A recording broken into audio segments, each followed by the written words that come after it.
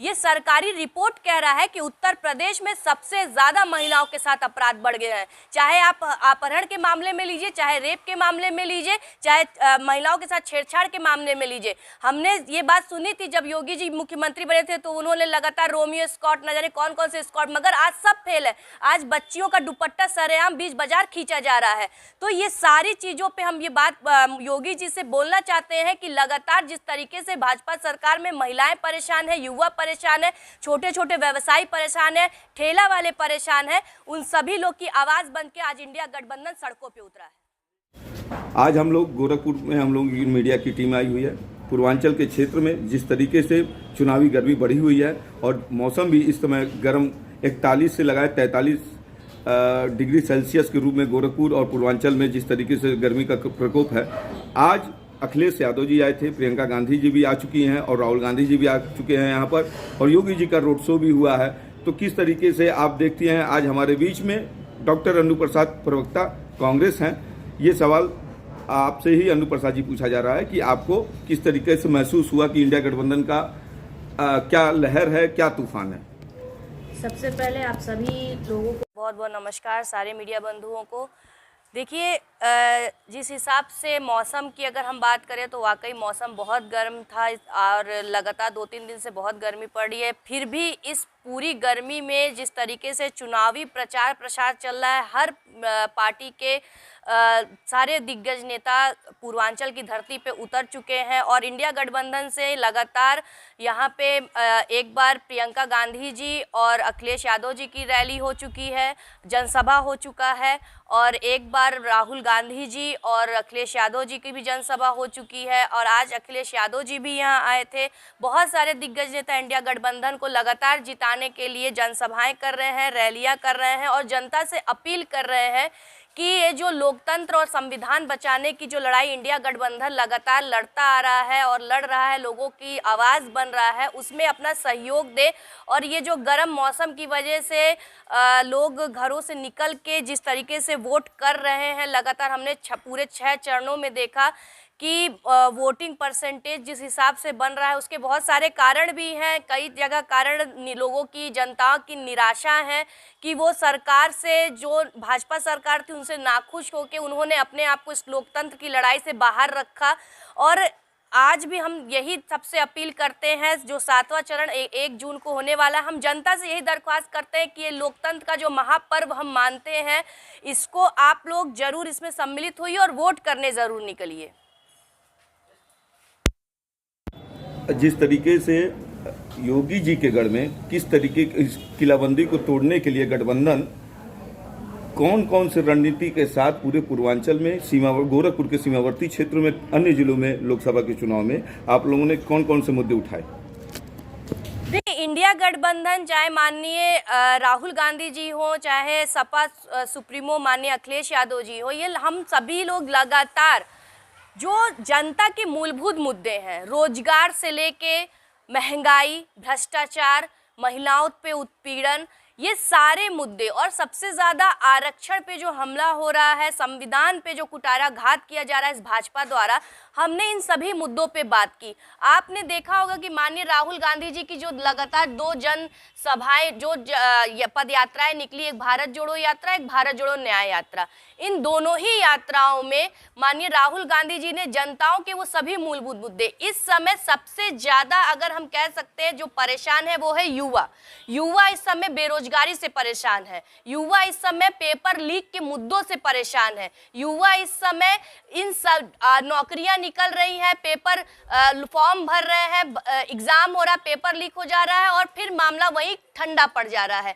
इन सभी मुद्दों से युवा परेशान है। अगर हम महिलाओं के परिप्रेक्ष्य में बात करें तो महिलाएं महंगाई से परेशान है, महिलाओं के साथ हो रहे अत्याचार से महिलाएं परेशान है, महिलाओं को अपना घर चलाना मुश्किल हो जा रहा है, महंगाई इतनी चरम सीमा पे पहुंच गई। अगर हम किसानों के परिप्रेक्ष्य में बात करें तो किसान जो इस समय कर्ज माफी के लिए परेशान है, क्योंकि ये भाजपा का एक सबसे बड़ा नारा था कि जब हम सत्ता में आएंगे तो हम किसानों को एमएसपी की गारंटी देंगे, उनका कर्ज माफ करेंगे, जो कि भाजपा ने नहीं किया।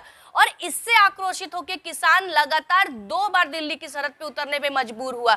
उसी तरीके से आप देख सकते हैं, चाहे किसान हो, चाहे महिला हो, चाहे युवा हो, चाहे वो नौकरी पेशे वाले हो जो पेंशन के लिए धरना दिए, ऐसा कोई वर्ग नहीं बचा जो इस भाजपा के शासन काल में धरना आंदोलन करने के लिए मजबूर ना हुआ हो। और इन्हीं लोगों ने सबसे पहले आह्वान कर दिया कि अब भाजपा सरकार से हम परेशान हैं और भाजपा सरकार को हमको बदलना है।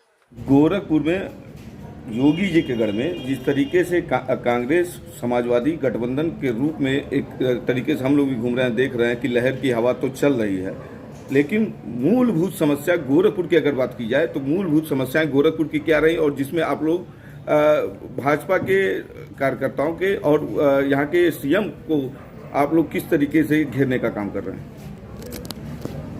देखिए, गोरखपुर की अगर हम विशेषकर गोरखपुर की अगर हम बात करें तो ये यहाँ पे माना जाता है योगी जी का ये गृह जनपद है जो हमारे उत्तर प्रदेश के मुख्यमंत्री हैं, मगर उसके बावजूद गोरखपुर में अब लोग जितने भी बीजेपी के सपोर्टर हैं वो लगातार चिल्लाते हैं कि गोरखपुर में बहुत ज़्यादा बदलाव हो गया, गोरखपुर में सड़कें बन गई, गोरखपुर में बहुत ज़्यादा विकास हुआ।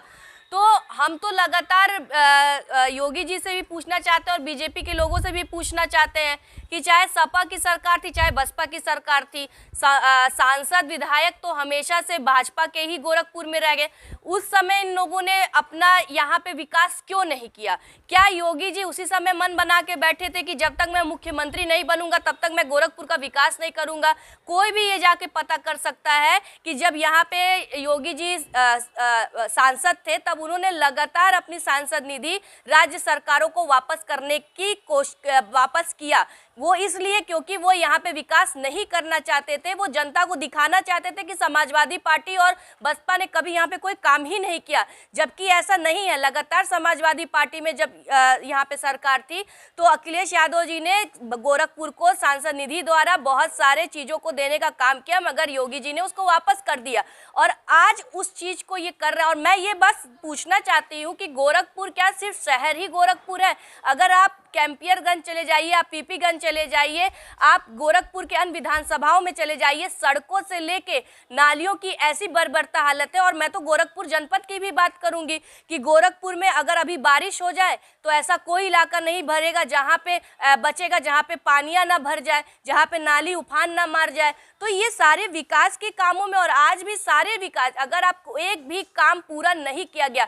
जब योगी जी मुख्यमंत्री नहीं थे तब कहते थे कि हम यहाँ पे मेट्रो लेके आएंगे, मेट्रो के कितने रोड मैप दिखाए लोगों को, गोरखपुर की जनता को सपने दिखाए कि गोरखपुर में मेट्रो आने वाली। आज एक भी मेट्रो लाइन गोरखपुर में कोई दिखा दे। और उससे भी बड़ी बात है, यहाँ पे जितने भी छोटे छोटे व्यवसायी हैं, ठेला वाले हैं, आज वो सब परेशान हैं। अतिक्रमण के नाम पे लगातार उनके रोजगारों को छीना जा रहा है। लगातार आप पेपरों में पढ़ेंगे कि पुलिस द्वारा उनके सामानों को उठा के फेंक दिया जा रहा है, नालियों में बहा दिया जा रहा है। और गरीब इस समय इतना परेशान हो गया है कि वो अपनी रोजी रोटी की कमाई नहीं कर सकता है। लगातार छोटे छोटे ठेला वालों को हटा के बड़ी बड़ी दुकानों का निर्माण किया जा रहा है, जिसका ठेका पट्टी 30 लाख, 40 लाख, 50 लाख है। तो क्या ठेला वाले 30 लाख, 40-50 लाख दे के क्या वो दुकानों को ले सकते हैं?